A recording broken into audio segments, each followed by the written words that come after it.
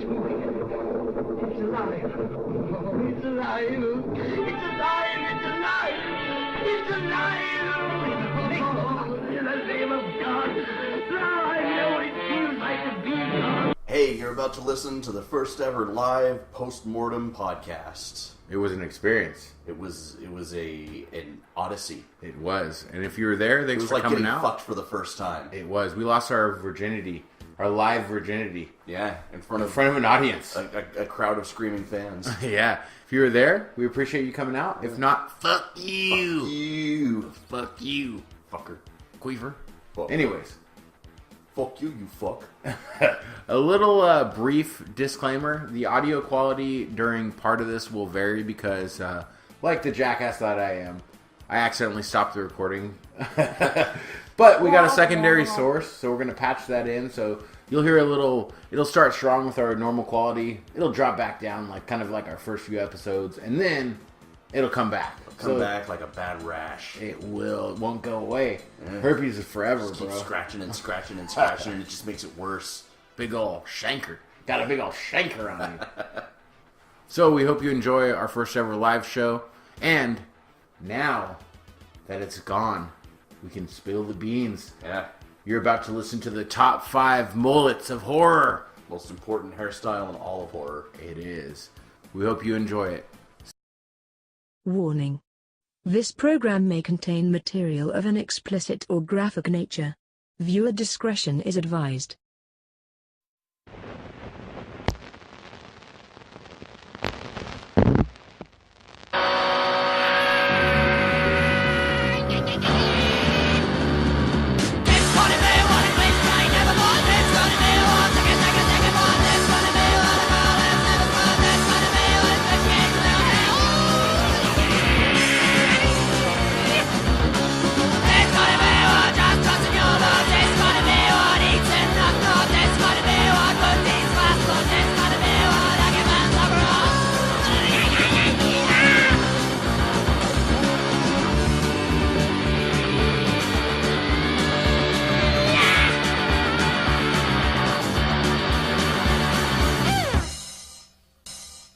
Broadcasting live, not undead. Not undead. From Leisure Time Games, not the B Ward, in Santa Maria, California. This is Postmortem. I'm Dom.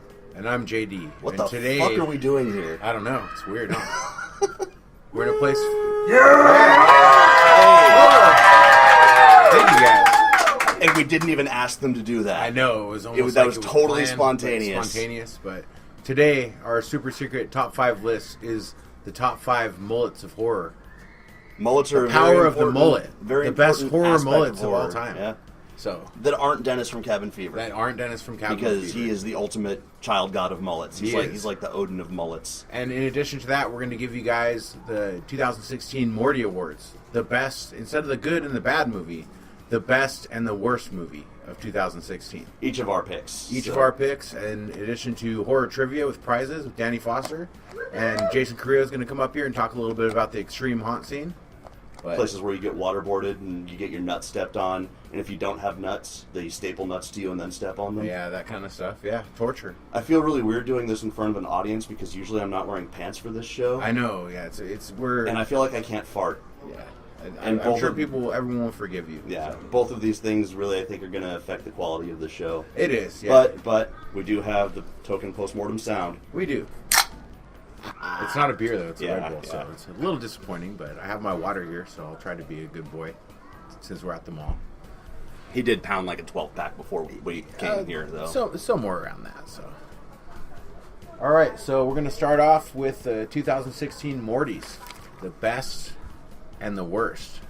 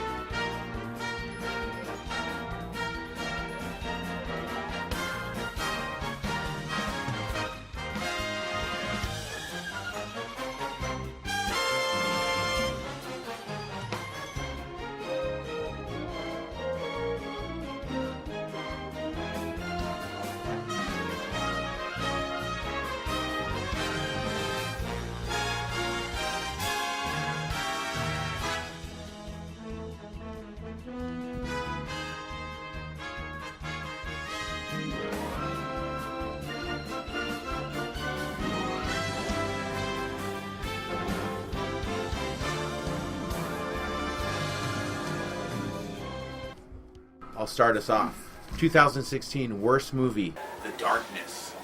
You guys seen that? It's a stinker. So, 2016, directed by Greg McLean, who made Wolf Creek, which is one of my favorite horror movies of all time. Starring, in my opinion, the great Kevin Bacon. People can say what they want, but he's a great actor. I love Death Sentence, First Stir of Echoes, The Footloose. Footloose, yeah, no, not so much. Tremors and Flatliners. And Radha Mitchell, who was the mom in Silent Hill. Friday the 13th. Yeah. Friday the 13th. Yeah. Friday the 13th, Part 1. Family returns from a Grand Canyon vacation haunted by Agent Evil and have unknowingly awakened a fight for their survival. So, some teenage kid tells the son of the family that the place is haunted, and about a minute later, the brother falls through the ground into some kind of ancient tomb. Convenient, right? So, he finds some rocks on the ground carved with primitive symbols and thinks, hey, I should dig these out. After they return home, they begin talking to his new friend Jenny, who only he can see. And the kids in this movie suck. The son is a little bitch, kind of like the Babadook kid, like something wrong with him mentally that is not explained. The Babadook kid is the worst kid in the horror. Yeah. He's sort of the measuring stick for shit kids. He is. The daughter is annoying as fuck. She's a complete shithead to her brother, sasses her parents, even tells her dad calmly, get the hell out of my room. Sasses her. Not appropriate. Sass. She's also in her mid-20s playing a teenager, which is expected but always annoying. After all her attitude, when she hears some weird noises in her room, she comes and sleeps in her parents' room like she's 3 years old. When her mom catches her making herself puke, she tries to talk to her and she attacks her. The kid needs her ass kicked, so... Kevin Bacon and Mitchell are competent but not great in this shit state of a movie and try to save it, but it's nothing more than a collection of bullshit jump scares. I didn't realize it was PG-13 when I started it, but when nothing was happening, I knew something was wrong about 20 minutes in. There was no decent gore, no nudity, just jump scares and stupid handprints, so... I have no idea how Greg McLean directed this after Wolf Creek or why, but it should have been credited as Alan Smithy. If he has a cocaine habit, I'm concerned about him. So something. Maybe he's just pulling for money, but IMDb gave it 4.1. On a previous postmortem show, I gave it 3.3, and I was being really generous. So. What's your worst movie, Dawn? My worst movie of the year really pissed me off because I thought it was going to be good. You know, it really got a big build-up, and it was actually the first bad movie I ever reviewed on this show, and that is Robert Eggers' The Witch. Yeah. Fuck this movie. People have their Periods between each word. I don't like it. What do you guys think about The Witch? Do you like it? Stinker, right? Well, Nothing maybe I happened. wouldn't call it horror. Yeah, no, not good. Very ungood. IMDb has like a one-sentence synopsis of it, and you can't really go into the same detail with it the way you did with The Darkness, because nothing happens. The IMDb synopsis is that a family in 1630 New England is torn apart by the forces of witchcraft, black magic, and possession. That's really all you can say about it, because the rest of it is slow plotting and nothing happens. Pretty much just a bunch of people in olden times that you can understand what they're saying. And there's a talking goat, but it doesn't really show that much. Yeah. If For we're him going to to hate a talking movie goat with talking and I goat, hate it, yeah. that means something. Because Yeah. talking goats are basically the foundation of my spiritual beliefs. This movie is a case of something that was hype with no payoff. The advertising was brilliant, especially with they involved the Satanic Temple coming out and saying this movie is a profound satanic experience, and when you watch it, you feel like you're watching something that you should not be seeing. Yeah. And I felt like I was watching something that I shouldn't be seeing because I wanted to leave. Yeah. Pretty rough. It was long, slow, boring plotting. I mind slow movies. Like, I like a good slow ghost story that builds up and kind of makes you wonder what's happening, but there needs to be points where you get little carrots. If Yeah. you get no carrot, then, you know, if you were a rabbit and you got no carrot, you'd leave. Yeah. And that's how I felt with it. It was made doubly difficult to watch by the fact that it needed subtitles. You know, I get that it's a period piece, and I guess it scores points for authenticity, but they use the old 1600s dialect and accent, and you can't understand a damn thing they're Yeah, saying. it's very hard to follow and boring as fuck. I'll give the director credit. He had a good eye for detail. It was a pretty movie, and I want what he does in the future. I just want to work with a better screenwriter who actually tells a story that's 10% more interesting than this one was. IMDb was pretty generous with this movie and gave it, I don't even remember how many stars. Oh, 6.7 stars they gave it. Yeah, and everyone's like, it's so great. It's not. Yeah. People overhype it. It didn't deliver. I gave it, I think, like a 2. Yeah. And I'm going to stick with that. I'm going to say that is the worst horror movie to come out to a major audience. I mean, there's worse movies that came out on Netflix that never saw in the theater. I'm sure there's something with some negative numbers. Something with Ouija boards in it. Yeah, with Ouija boards or like an appearance by Dick Busey or something Yeah, like that kind of stuff. But yeah, which is both thumbs. It's and my big toe down. You're lucky I'm wearing pants this show. Yeah, I know. Thank you. All right, going for the best movies now. My best movie, recent, The Greasy Strangler. Have you guys seen this? Yeah? Good This movie's stuff. a work of art. It is. It is the weirdest movie I've ever seen. Ever. By far. 2016, written and directed by Jim Hosking, who did G is for Grandpa and ABC's of Death. You guys have seen ABC's of Death. The one with the grandpa hidden in the bed. And that's a very strange one. He hides himself in the box spring. In the bunker, yeah. And watches his grandson. And then dresses like him and says his catchphrase. So. Starring Michael St. Michaels, Sky Elbar, Elizabeth De Rosso. This Los Angeles set follows Ronnie, a man who runs a disc walking tour, along with his son Braden. When an alluring woman comes to the tour, it begins a competition between father and son for her attentions. She's a Rudy Tooty Disco cutie. Rudy Tooty Disco cutie. It also signals the appearance of an oily, slimy, inhuman maniac who stalks streets at night and strangles the innocent, soon dubbed the Greasy Strangler. So from the beginning disco tour scene, I knew it was going to have great dialogue and sense of humor. The music is awesome. Acting is intentionally bad for everyone but the father and son, but done in the best way possible. The gore is so over-the-top ridiculous that it reminds me of like those close-up scenes in Ren and Stimpy. You know, the cartoon where it shows someone with like all their pimples and hairs. It's disgusting. No free drinks. Bullshit artists. Catchphrases are abundant in this movie. Everyone has a catchphrase. Everyone has too. a catchphrase. Dad is really needy since the mom left him for a fitness guru named Ricky Prickles. And soon the son has to cook dinner every night to make it extra greasy. So characters are way over the top, from disco Hindu businessman who just wants his potato chips. Potato. Something You like that. can't say potato. He can't say potato, he says it over and over. Safety-obsessed hot dog vendor, blind car wash pimp, Boyker the pig-nosed man. Spoiler alert for something you learn in the first 30 seconds, the dad is a greasy strangler, and after he kills him, he goes butt naked into the car wash with a giant fit dick flapping around and ends up with a puke burn. So it's a little strange, not for the kids. It's like if you took Napoleon Dynamite and then had David Lynch redirect it. Yeah. It's that kind of weird, dry humor, and then it explodes into this Yeah. you know, cascade of cartoonish violence. Complete with crotchless disco dance montage scenes. Yeah, And the all- weirdest ending ever. Yeah, Any movie I've ever seen. all of the genitals in the movie are fake. So like all of the guys, the dad is this giant kind of triangle-shaped big rubber dong. Yeah. And then the son has a little tiny one, and then there's a girlfriend character who has a giant they took an afro wig and just kind of glued it to her crotch. Yeah. And everybody gets naked in this, and everybody is hideous. And everybody is fucking strange. It's a strange movie. I can't wait for more for Jim Hosking. Like you said, it's like Napoleon Dynamite. It was directed by like David Cronenberg, Brian Yesna, Stuart Gordon, something like that. Something strange. So we gave it a 10. Yeah, that was a 10. Yeah, we rented it up to a 10. So.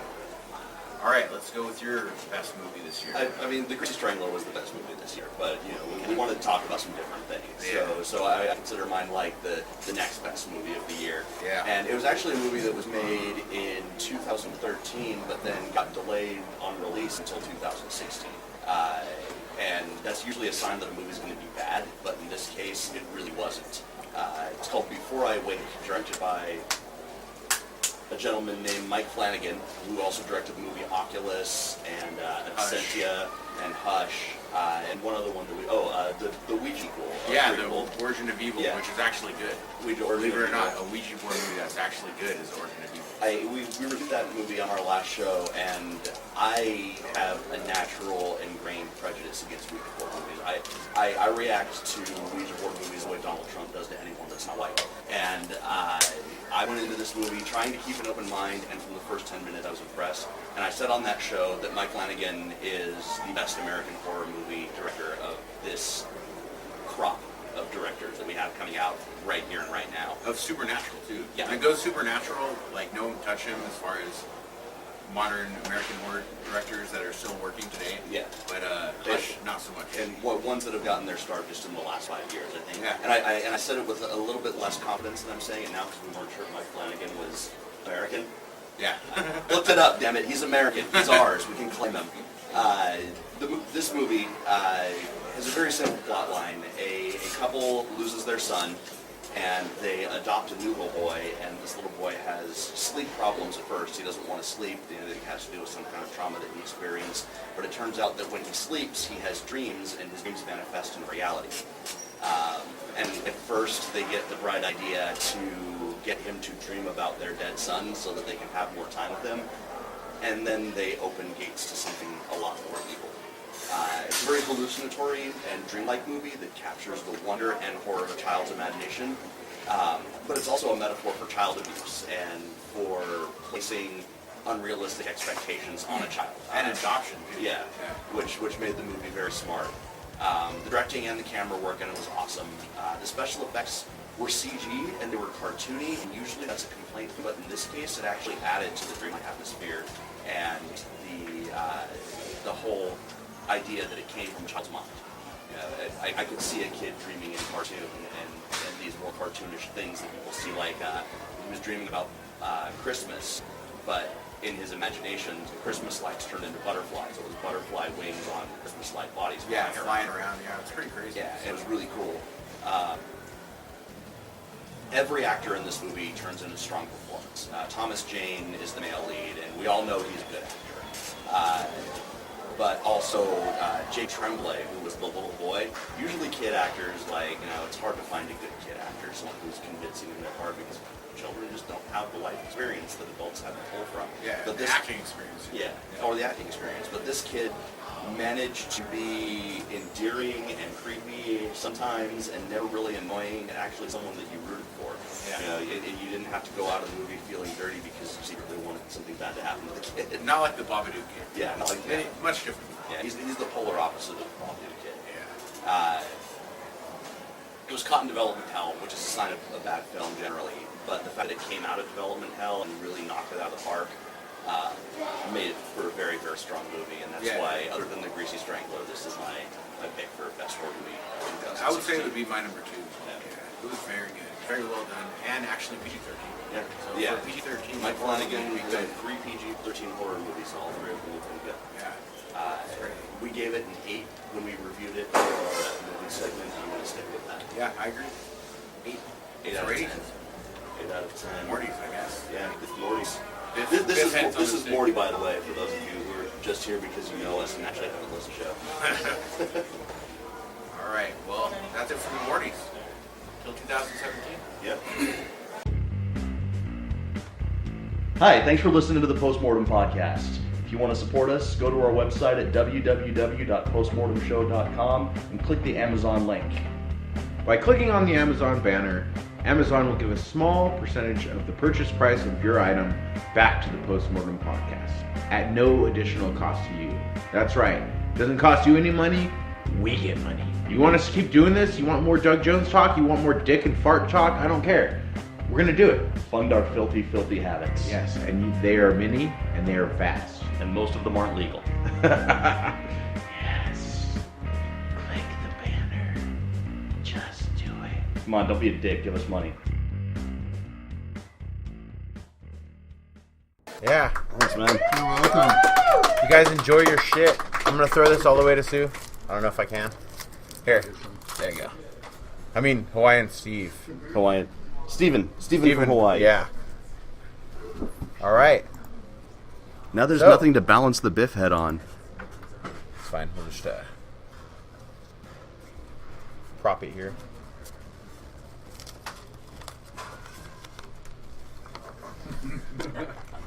I used wrestling wrist tape. Yeah, he's to actually assemble held together this. by wrist tape.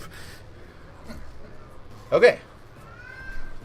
So now, before we get into the top 5 horror mullets, we're going to bring my friend Jason up here to talk about some extreme haunts, haunted houses, where they actually do things like strangle you and drown you in water, Yeah, I guess pretty chased bad. by naked fat people, that kind of stuff. You know, all that kind of good stuff. And you actually pay to do this, so They make you dance while they staple dollar bills to you. yeah. They do staple you. Really? Some of them, yeah. Wow. So, we talked a little bit about extreme haunts a couple episodes ago, but that was before October.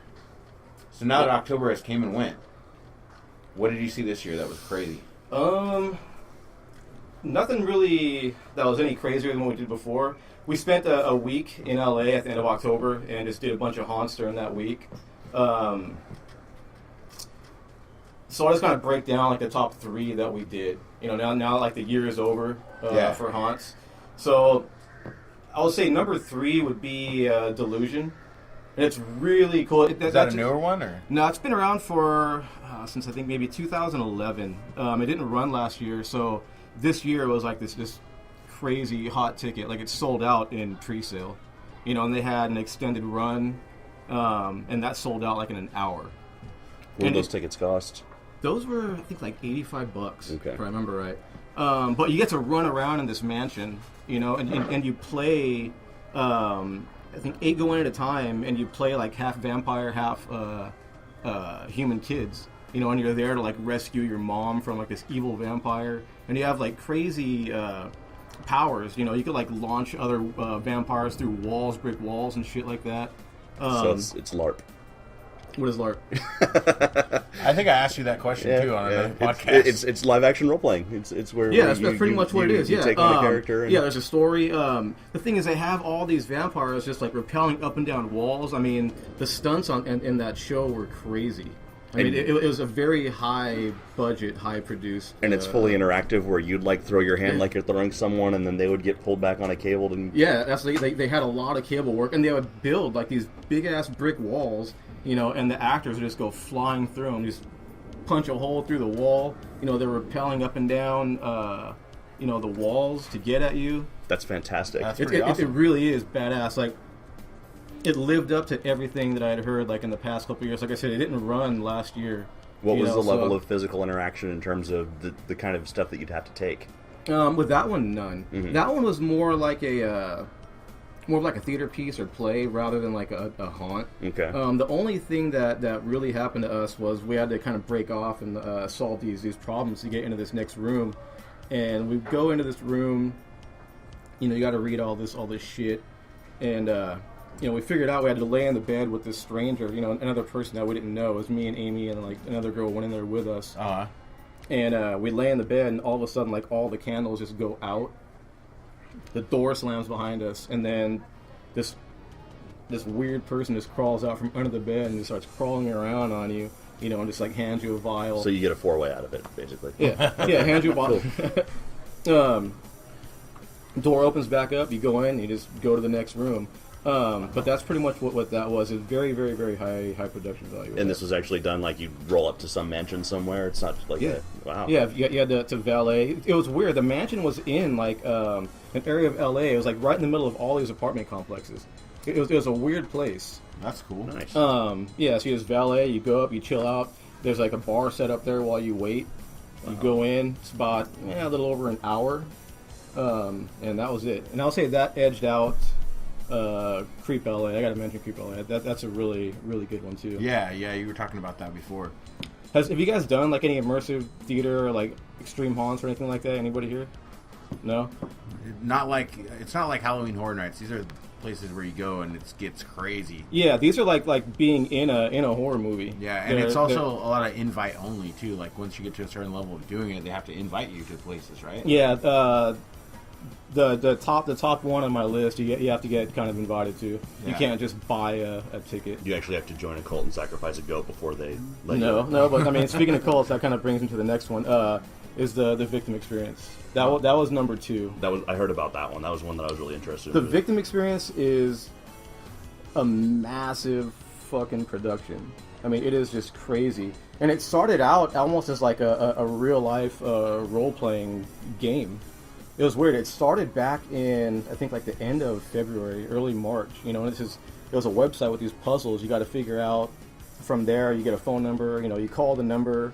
You have to go and pick, shit up. They'll periscope stuff.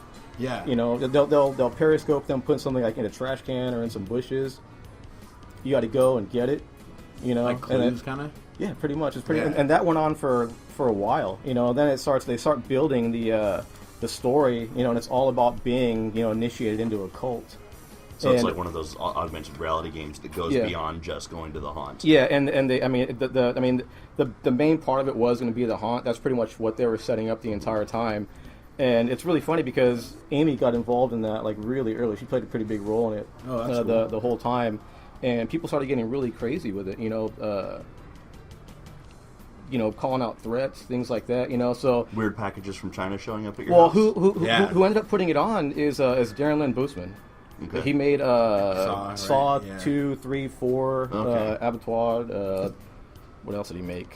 Repo. A bunch of different Yeah, shit, I mean, yeah. he's a pretty high-profile horror Oh, director. the Repo Giant Copper? Yeah, so he had to kind of step yeah. forward and be like, yeah, okay, look, this isn't real shit. You know, it's not a real cult. You know, You are Michael Douglas. This is a game. yeah, just chill out. You know, this is what we're doing. You know, don't take it too far. Some people had to get like balance from the whole thing. Wow. You know? And I know a lot of this is like super secret. You can't like give up a lot of the things they do. But can you tell us? You don't have to name where things happen. But can you tell us some of the crazier things you saw this year? Some of the crazier things. Oh man,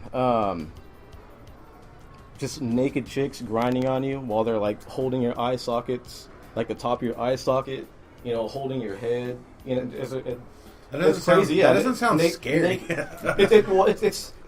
It is kind of scary because the setting is You're worried really about weird. crabs, gonorrhea. Maybe? Well, no, it's just a nightmare setting. That's the thing. Is that they really create like this really ugly mood. You know, the atmosphere is like very dark, and it is kind of scary. It's weird. It's not really pleasurable. Thing, Yeah, it's not enjoyable. Yeah. You know, not only that, but it hurts. I mean, when you have someone like pulling on your top of your eye socket and they're grabbing your neck. Yeah, you know, I saw the documentary called The Blackout Experiments about Blackout Haunted House. You know, and they show what they do. So obviously it's easy to discuss. But like, you know, they'll grab you and push you face first against the wall and scream in your ear and tell you you're nothing, and then wrap a plastic bag over your head and drag you around from room to room. Yeah, and the thing is, watching it on TV is like, or on a screen is totally different than going through something like that.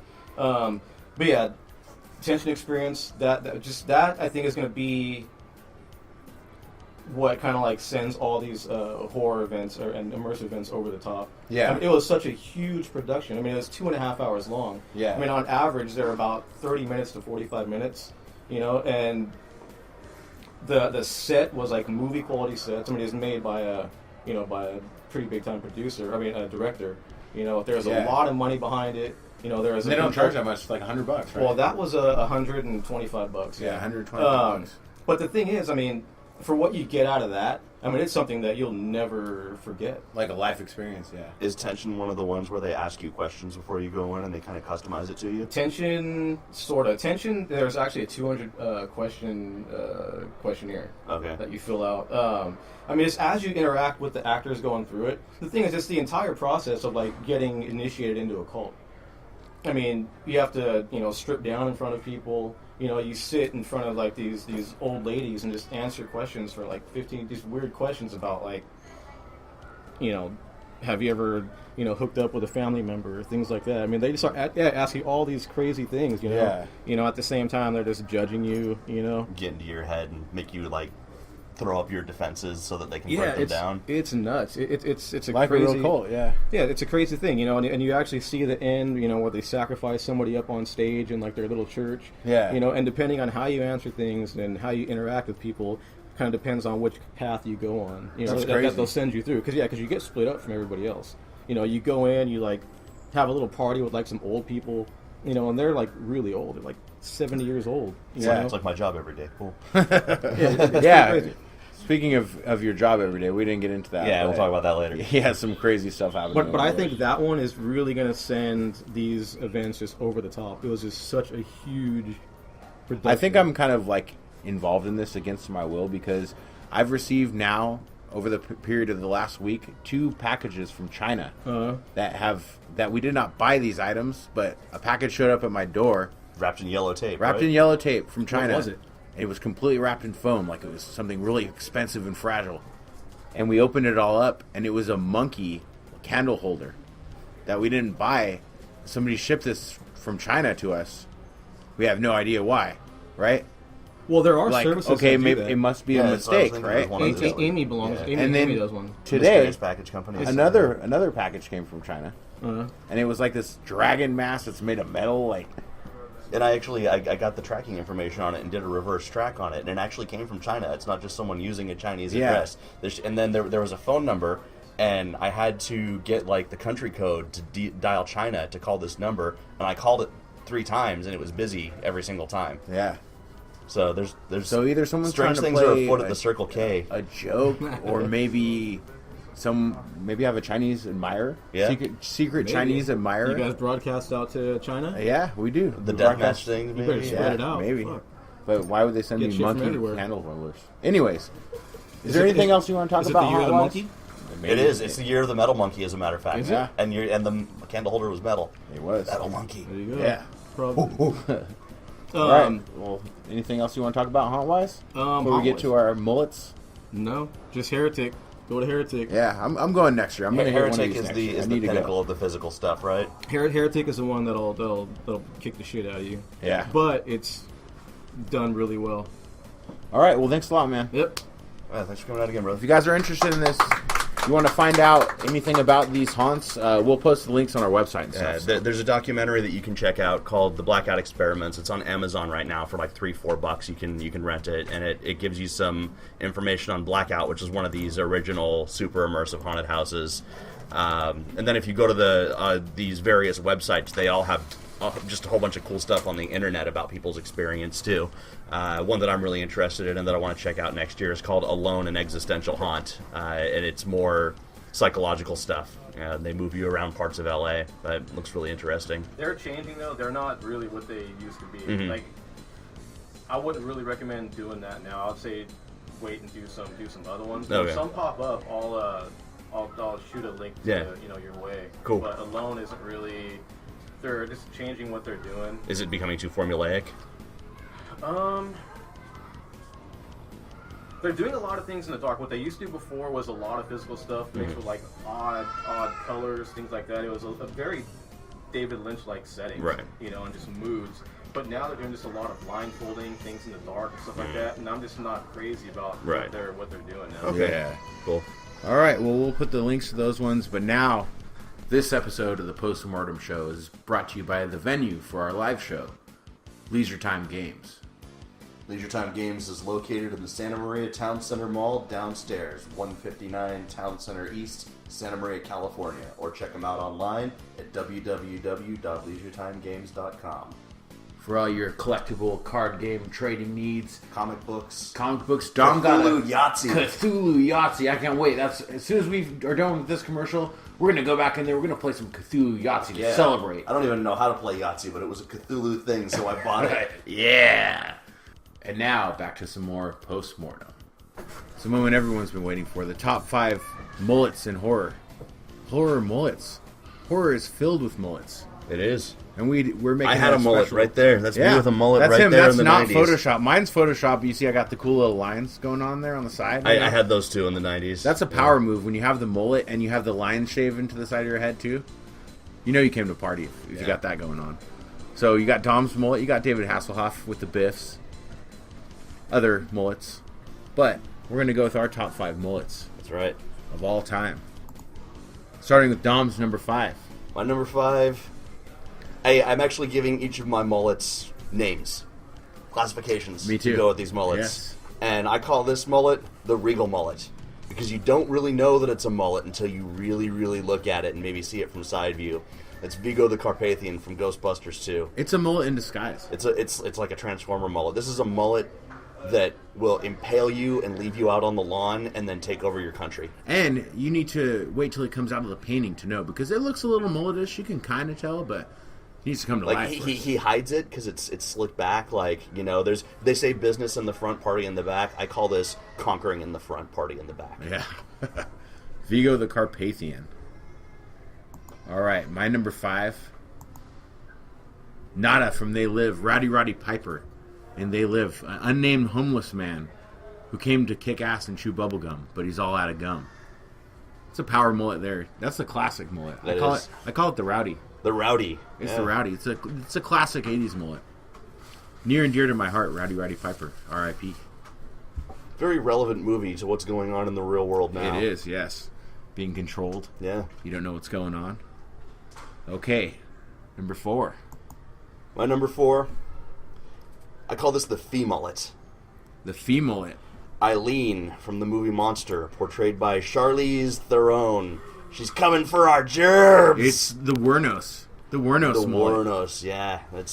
I feel like this was a deep pick. I actually had to consult. We usually don't talk about the mullets that we're gonna, or the top 5 we're gonna do. Yeah. But I had to consult with JD on this one to make sure that it really was a mullet. Does it count? Yeah. And In the movie, it still counts, but in real life, it's more mullet-esque. Oh yeah, she looks. It's like pretty hockey bad. player hair in real life. It is. And she looks like a hockey player, too. She looks like she could do a cross-check. Yeah. Probably And she- taking a few pucks to the face. She has done some slashing, yeah. She took him more than pucks to the face. So. I don't know how people would pick this woman up as a prostitute walking the streets and be like, yeah, I want to give her money. I would give her money to leave me alone, not to be able to touch her and do things. I would like to pay you to not have sex with me, please. Yeah. Eileen Wuornos from Monster, 2003. My number 4, something that they're developing a sequel to that they have been. It's been stuck for a while, but Strangeland. Dee Snider from Twisted Sister, starring and wrote and directed this movie, Strangeland. And he's Captain Howdy. He came on the internet and meets girls off the internet, where he takes them back and tattoos and pierces them and tortures them in strange ways. But Captain Howdy is the man. It's a really that's a fantastic mullet. That's like like early 9 Inch Nails. They all had mullets like that, where it's like a mullet hawk. It's almost as much of a power move as the Lions. I think the Lions is more of a power move, but the bald sides too. You know, you came to a party. All the metal in his face. When he goes to the airport, it's got to be pretty difficult for him to get on the plane. So that's my number 4, Captain Howdy. My number 3 is from a little scene movie, but I call this the educated mullet. The educated mullet. And the character is Jake from the movie Spiders. Yes. Look Spiders. at that. Look at that glory right there. Like, Yeah. just a little bit of wetness, and that could be a Jerry curl. It is. But this is a man that goes to school 5 days a week, does his homework, and then is face down in hookers and blow every Saturday. Yeah, that's his weekend. And he's like a hybrid, like, nerd surfer in this movie. Yeah. And this movie is completely ridiculous. Have any of you guys seen it, Spiders? It has... No, not the David Arquette one. This is a different movie. It's a little scene movie. To kill the giant spider at the end, a woman has to be dangled out of a helicopter while shooting an RPG. Dangled by chains out of a helicopter while shooting an RPG. And the spiders, like, it got launched into space and then got gamma radiation or something like that, and then came back and just kept getting bigger and bigger. And they name it Mother-in-Law.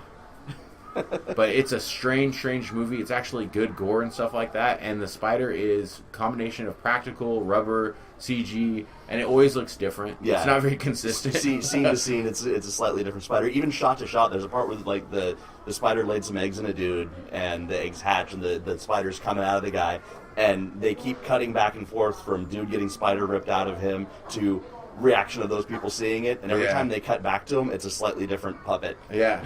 Looks like a lobster at one point, then it's back to spider. It's just constantly evolving. So, yeah, that movie is on YouTube for free. So you guys can watch it on YouTube if you're interested in a good, bad movie. It's horribly bad, but it's still entertaining. So, And it gave birth to this mullet, and that's what's extremely That's important what the most memorable part of it is. It's like the precursor to like Sharknado and stuff like that. Yeah, it really is. All right, my number 3. The first horror movie I ever saw when I was a kid that I remember was Night of the Demons.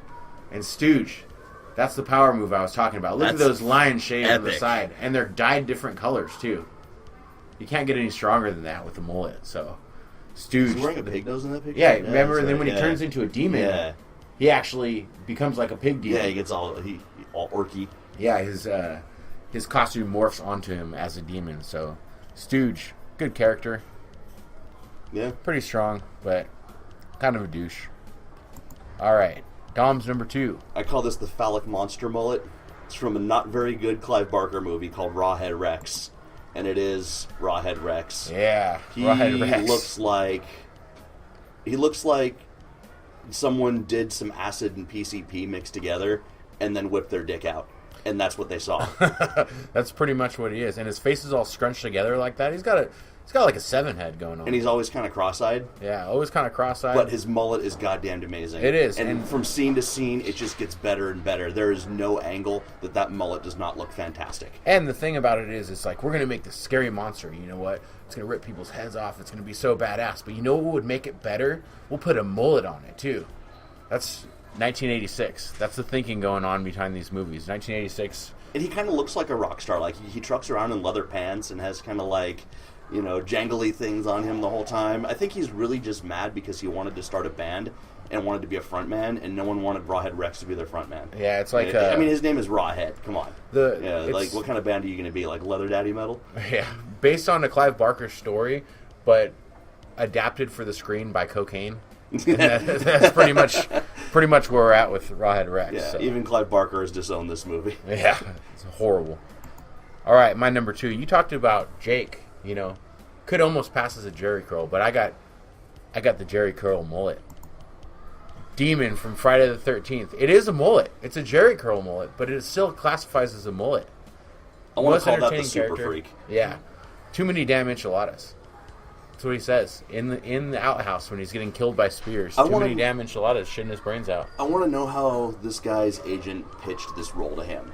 Like, you're gonna be in a Friday the 13th sequel. He's like, all right, cool, and you're gonna die. All right, cool, and you're gonna spend most of your screen time shitting in an outhouse. Yeah, and he Am is I getting also, paid in cocaine because it's 1985? The thing about him too is he is also mulleted in mini roles. Return of the Living Dead. He's all across the board. He's a bit part in most 80s horror movies. Always got the Jerry Curl mullet. Probably so just it could have playing been himself. Yeah, He Yeah. he got ass in the 80s though, man. The guy had more than a toilet seat. I mean, look at him. Yeah, pretty good character. Good mullet. All right, number 1. This, other than Dennis in Cabin Fever, because he's been ruled out, I think is the grandest mullet in all of cinema. And that is Kiefer Sutherland as David in The Lost Boys. The Sonic the motherfucking Hedgehog.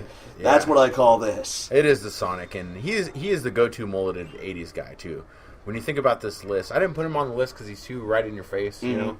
But, yeah, he's got a glorious mullet. It's a thing of beauty. It is. He could kill someone with that mullet. It's finely crafted. Like, he's a vampire, and he's got fangs, but if for some reason his fangs, broke or, didn't work one day, he had weird fang impotence, he could just run straight headfirst into someone's jugular vein with his head and bust them open, and all of the Lost Boys are feeding. And then, if I was going to put one on the list, whose mullet is better than his is Bill from Bill and Ted, is one of the vampires. Yeah, he's good. They've all got good mullets. The supreme mullet. They've all got really good mullets. You know who didn't have a mullet in that movie, though, that I always kind of superimpose a mullet onto, is the oiled up saxophone dude. Oh, yeah. It's true. Yeah. And he's got his hair super slicked back. I mean, maybe it was a mullet underneath, but there was just he was like the proto Greasy Strangler. He was. He's the greasy saxophoner. He is, and He's got his own comic book. He's got his own on the cover of the comic book. Put that in for the video there. Apparently, this dude was a big deal in Europe. He's a saxophone player for Tina Turner, yeah. And he still goes and tours playing that Lost Boys song. Yeah. Did you do the vampire wrestling show in Santa Cruz? Santa Cruz, yeah. Billy was telling me that he tried to get this guy, and this guy charges $5,000 just to come up and play that one song. Yeah. And he's not even buff anymore, but he'll still take off his shirt and oil up. Yeah. And for $5,000, I'll take my shirt off and oil up too. Yeah. But, $500. $50. $5. Yeah, man. Times are rough. Hard times, daddy. He's got a new song. It's like a revision of it called "I Still Believe." It's not "I Still Believe," but it's "I Still Believe." Yeah. It's pretty sweet. He listened to Journey and he didn't stop believing. He held on to that feeling. The thing about it is that's milking a song. Still playing, charging $5,000 to play one song because it was in a movie. But people will pay for it, and that's the thing. Yeah. But it couldn't have done it without the Queefer's mullet here. So. Queefer. All right, my number 1 is a movie that not a lot of people talk about, but it's one of my favorite horror movies of all time, and it has an iconic mullet. The Trickster from Brain Scan. That's a mullet right there. He's got the side head shaved. Brain Scan is a movie about a video game that comes to life, and you kill people in the video game, but they die in real life. That movie is strong. like 1990 to 1993 condensed into one 90-minute setting. It was virtual reality. It was Edward Furlong. It was this dude's hair. It was like White Zombie on the soundtrack. Yeah. And I think we talked about it on our top 5 movies that need a sequel. Yeah. I read something about it after we did that episode, and the director said that he's interested in doing a sequel. But when they asked him if he would bring back Edward Furlong, he was very polite about it because he's a proper British gentleman. But he was like, I did not enjoy working with Edward Furlong. And the crazy thing is, the Trickster is like an iconic character, so cool. And he didn't do anything other than Brain Scan. Yeah. He did one commercial and one TV show bit part, but this is all he ever did. He's said, you know what, I don't need to act anymore. Yeah, I had you the best got it mullet right in the all first of time. horror. Don't need to act anymore. It's like it's bright red. It could almost be like a bozo mullet, but you take it seriously still. You know, if that guy walked in here right now, I wouldn't be like, look at that mullet. I'd be like, whoa, look at that mullet. Yeah. The Trickster. That's my number one. So that's it for mullets. We're all mulleted out. The most important hairstyle in pre-2000s horror. And I think it should come back. I think that's one of the things that's really wrong with horror these days is too many formulaic things and not enough mullets. Not enough mullets. So, all right. So that's it for the live show. If you guys want to subscribe to us on, we have our RSS feed, iTunes, SoundCloud, Stitcher, YouTube, all that stuff. So you can always go to postmortemshow.com if you guys want to hear the old episodes, and we'll be posting this up. This will be Wednesday's episode. So, Yes. so thank We you guys did for everything coming. right? We didn't mess anything up. We'll talk about that later. Oh. Might have had a minor production issue. A snafu. A snafu, but I got it. Got it under control. Cool. So. Good. All right, thank you guys for coming. And as H.P. Lovecraft once said, as he was trimming the front of his hair but letting the back grow out luxuriously, if it smells like fish, throw the fucker back.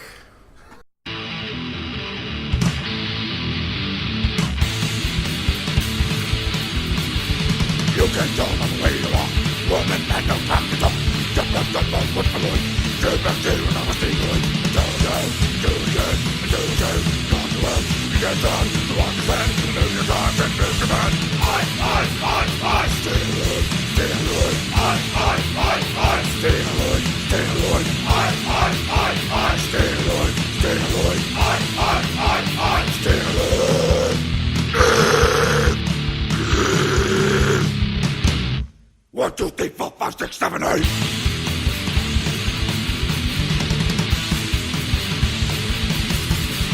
You can talk in the way you walk. Well, next man, no time to talk. Jump and jump and jump and look. Jump and steal and I'm a stealer. Do it again, do it again. Bring it back, you understand. Million times and Mr. Man. I, stay alone, stay alone. I, stay alone, stay alone. I, stay alone, stay alone. I, stay alone. 1, 2, 3, 4, 5, 6, 7, 8.